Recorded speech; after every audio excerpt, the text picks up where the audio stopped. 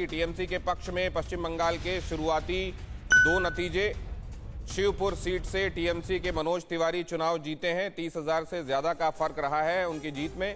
उलुबेरिया पूर्व सीट से टीएमसी के विदेश बोस चुनाव जीत गए हैं।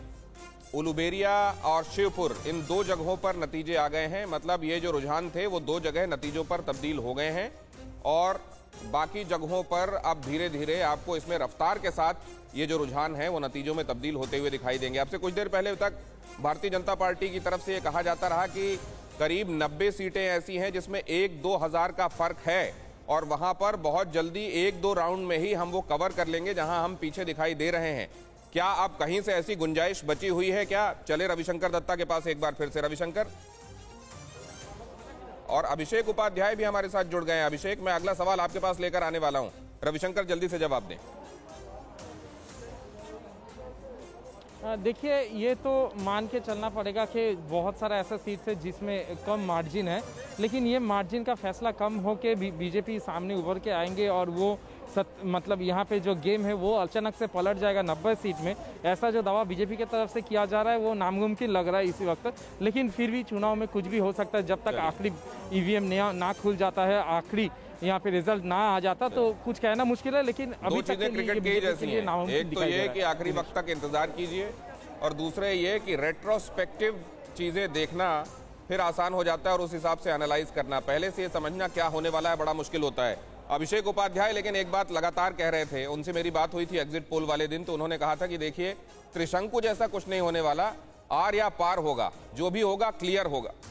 और इसके लिए अभिषेक, इस रीडिंग के लिए तो आप बधाई के पात्र हैं। देखिए, एकदम क्लियर लग रहा था दिनेश। आज सुबह भी जब जब शुरुआत हुई थी पोस्टल बैलेट की और उस समय भी ये हो रहा था कि बहुत ही क्लोज जा रहा है, तभी मैंने उस समय मैंने गौरव से उस वक्त भी कहा था कि निर्णायक जाएगा, कहीं कोई क्लोज का चांस नहीं है। उसकी वजह भी मैंने बताई थी कि चूंकि मुद्दों की शक्ल एकदम निर्णायक रही है दिनेश। वहां पर जब मुद्दे एकदम निर्णायक आर पार के होते हैं तो अमूमन नतीजा भी आर पार का आता है और वही होता हुआ नजर आ रहा है इस समय दिनेश। आर पार के मुद्दे थे और आर पार के मुद्दों में आर पार के नतीजे हासिल हुए। उलुबेरिया से टीएमसी के विदेश बोस चुनाव जीत गए हैं जैसा हमने आपको बताया और जी को ही अपनी राज्य की कमान संभालने को दी है। ये इस लोकतंत्र की सबसे बड़ी जीत बीजेपी की हार है। नरेंद्र मोदी, अमित शाह, देखिए प्रतिष्ठा तो दांव पर लगी थी, सबको मालूम है। मोदी जी, अमित शाह जी और नड्डा जी देश में कोरोना का संकट होते हुए भी कोरोना का पूरा प्रोटोकॉल तोड़कर वहां जिस तरह से रैलियां, रोड शो, शक्ति प्रदर्शन सब कुछ हो रहा था।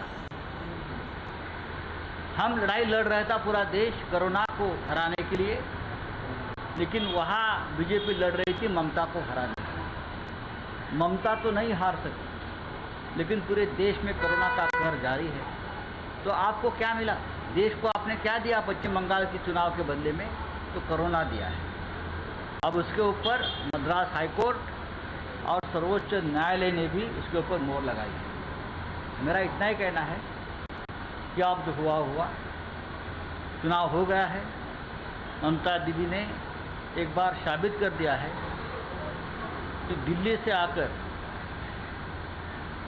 आकर किसी भी राज्य में इस प्रकार से दादागिरी कोई नहीं कर सकता, चाहे महाराष्ट्र हो, चाहे दिल्ली हो, और चाहे पश्चिम बंगाल हो या चाहे कुछ हो। वहाँ की जनता जो होती है, वहाँ की जनता तय करती है।